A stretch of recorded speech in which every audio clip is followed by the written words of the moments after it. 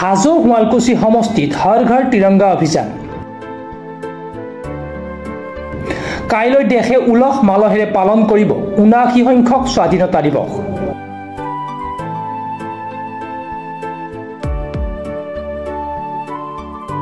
কাইলৈ দেশৰ ৭৯ সংখ্যক স্বাধীনতা দিৱস সমগ্ৰ দেশজুৰি উদযাপন কৰা হ'ব স্বাধীনতা দিৱস। কেইবা শতাধিক দুচকীয়া বাহনৰ অংশগ্ৰহণেৰে হাজত বাহিৰ কৰা হয় এই তিৰংগা যাত্ৰা। স্বাধীনতা দিৱসৰ প্ৰাকখনত হাজত হৰ ঘৰ তিৰংগা যাত্ৰা উলিয়ায়।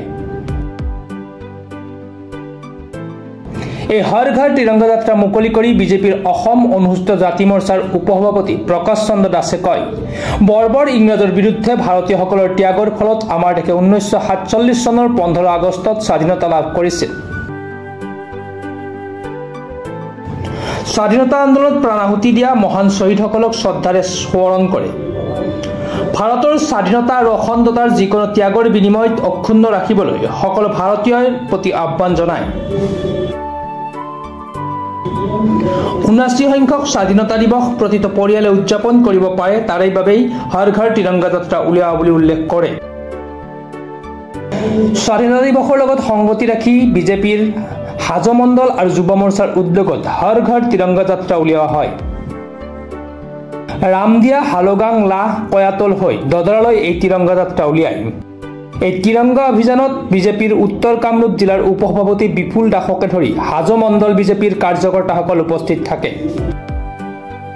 ৭৯তম দেশৰ স্বাধীনতা দিৱসৰ লগত আজি সমগ্ৰ দেশতে জনসাধাৰণ আৰু ভাৰতীয় জনতা পাৰ্টীয়ে তিৰংগা যাত্ৰাৰ জৰিয়তে এই তিৰংগাৰ যি স্বাভিমান, তিৰংগাৰ তলত সমবেত হৈ দেশৰ প্ৰতি থকা যি দেশ ভক্তি, ইয়াক প্ৰদৰ্শন কৰাৰ কাৰণে প্ৰত্যেকজন জনসাধাৰণ, প্ৰত্যেকজন কাৰ্যকৰ্তাই আজি এনেধৰণৰ তিৰংগা যাত্ৰা কৰিছে। আৰু তিৰংগাৰ স্বাভিমানৰ ৰক্ষাৰ কাৰণে আজি ভাৰত বিদেশৰ যি সীমান্ত অঞ্চল, বিশেষকৈ পাকিস্তান, ভাৰতবৰ্ষৰ যি সীমান্ত অঞ্চল, তাত দিনে নিশাই জীৱনৰ বলিদান দি আজি আমাৰ দেশক সুৰক্ষিত কৰি ৰাখিছে। আৰু এই স্বাধীনতা লাভ কৰাৰ সময়ত মহান ব্যক্তিসকলৰ লগতে মহান ব্যক্তিসকলৰ ত্যাগ আৰু শ্বহীদৰ বলিদানে আজি আমাক স্বাধীনতাৰ আজিৰ এই দিনলৈ আমি উপনীত হৈছোঁ।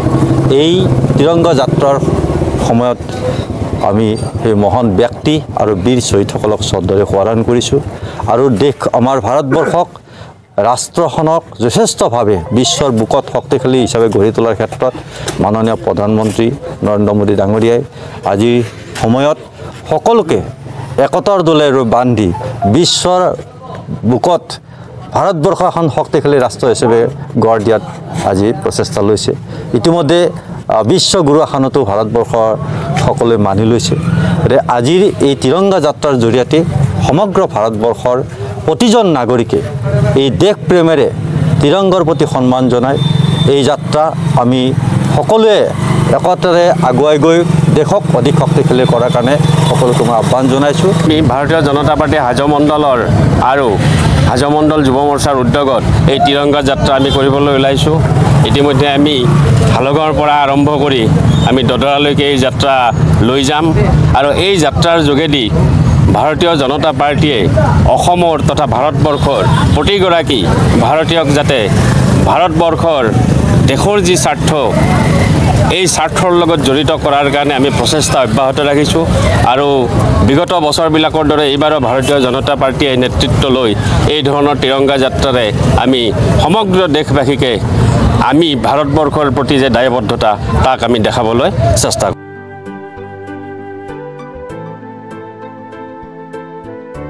হাজোৰ পৰা কমলাকান্ত দাসৰ ৰিপৰ্ট, প্ৰাতঃ টাইম ডিজিটেল।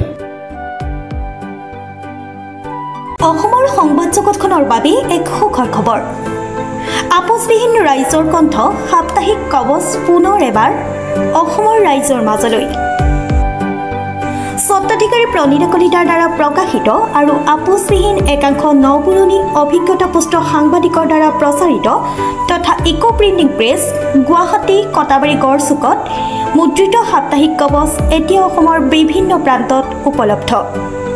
আমাৰ ঠিকনা মুখ্য কাৰ্যালয় অসম ফৰেষ্ট স্কুল হৰি মন্দিৰ পথ গুৱাহাটী আৰু উপ কাৰ্যালয় Kalita market Bijoynagar Kamrup Assam mobile number হৈছে 9435114666 70024728813 আমাৰ ইমেইল আইডি হৈছে kobos2025@gmail.com